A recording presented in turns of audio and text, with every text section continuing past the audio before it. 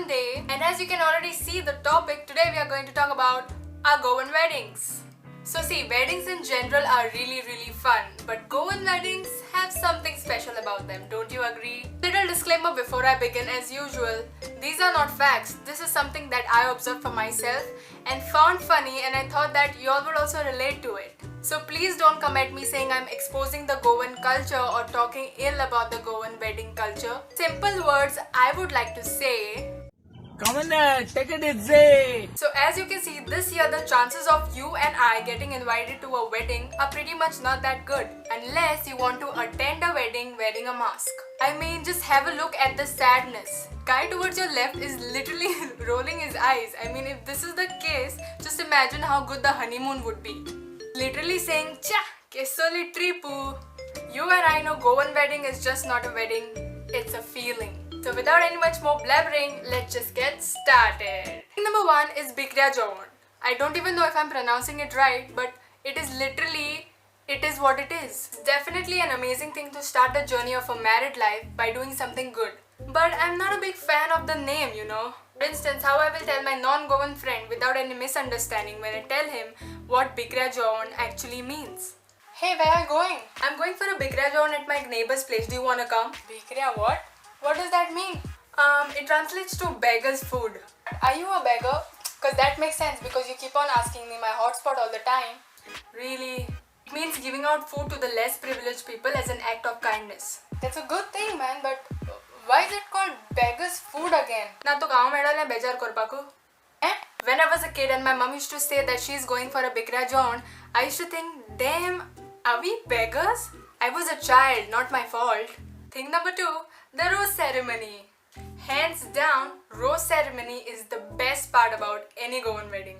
Have you been to any rose ceremony where on the banner they had spelled rose as R-O-S-S? No, not that one. It's hilarious. I don't know why do we even call it a rose ceremony. It must be called the egg ceremony or the tantyans of Fodor. Boys, y'all are safe. I'm talking about the traditional eggs here. For real, the demand for eggs during the wedding season just goes off the charts. During the wedding season, my neighboring Posaro be making millions just out of eggs. Can we take a second to talk about the evolution of rose? If you know what I'm talking about, initially it was just the eggs. Now there's all sort of crap that people put on them. Squashed tomatoes, bananas, cold milk, curd, mixture of anything and everything. You know, this one time I went for a rose ceremony and the guys over there, they have some next level creativity, you know. They wanted to prank the people, so they told everybody that they are getting dhawn. If you know what the dhawn is, it is the waste given for the pigs to eat. They legit made something that looked like dhawn and it smelled like that too. I don't know, man, it's just hilarious. Comment down and let me know the bizarre things that you have seen in a rose ceremony. Thing number 3, the night before the wedding. Initially, everything used to be back to back, right? Modern weddings now have one day break between the rose ceremony and the wedding so that people can take a good rest. This is the day everybody realizes what a huge family they have. All the cousins, friends, close family relatives, all are jam-packed in the bride's or groom's house at that night. And if it's a destination wedding, it's a big scam and even bigger hole in the bridal couple's pocket. It is that moment you realize no matter how big your gore is, it's still small for all your family, man. But that night is also the most fun night ever. Nobody sleeps. There are 4 people on one bed or mattress or on the floor. All the cousins catching up with each other, fighting for bed sheets and pillows. Everybody is so excited for that wedding that night, nobody actually sleeps. Thing number 4, the wedding is here. Respirazione sonne. So be to me dista trupan. Yeah, that's me. I'm the lyrics killer. Now you know. It's resper time. Resper in English it means nuptials. The resper / nuptials will be probably somewhere at 3 or 4, but everybody gets hyping up at 6 o'clock in the morning.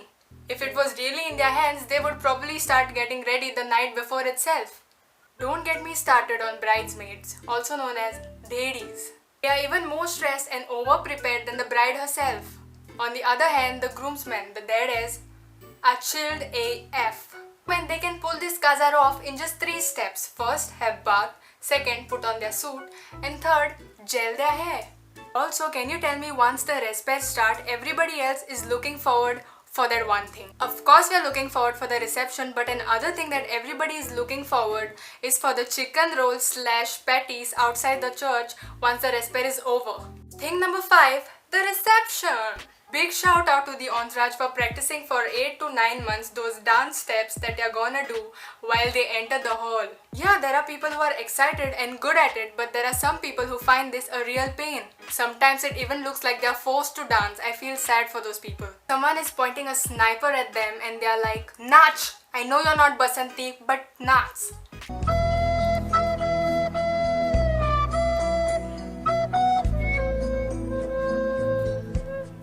Also, when it comes to the wedding march, people should really stop judging people who go as girl, girl, boy, boy, uncle, uncle, auntie, auntie, because some of us are single, okay? And girls who can't even walk in heels, why do you all come to the dance floor with the heels? I don't understand. It's a dance floor, not balancing on the rope.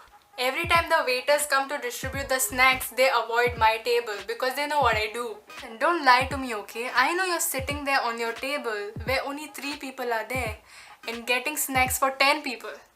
Don't ask me how many times I have done that. I plead guilty. Thing number 6, the potte pon. It's also known as a second day and kind of a small get-together or a party at the bride's house. It is here you realize how much of a mess you have been at the wedding reception. It is at this day that people tell you how much you were loitering at the open bar during the wedding. Also, this is the redemption day, guys. You know you have that crush on somebody start of the wedding from the time of the rose that you have been exchanging glances at.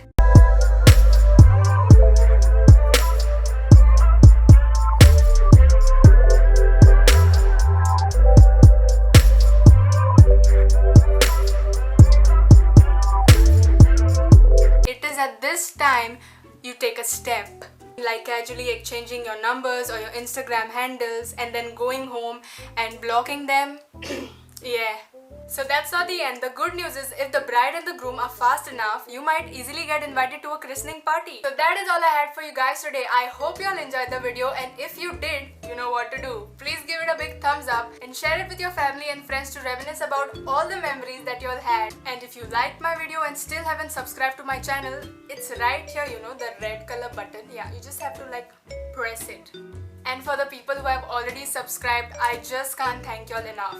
Also, before I go, my next video is gonna be a little audience interaction kind of a video. If you're interested to know more about me, all you gotta do is send me one assumption and one question. Either DM me on Instagram or send me a text on Facebook. So until then, Moog and peace. See you next Sunday. Bye!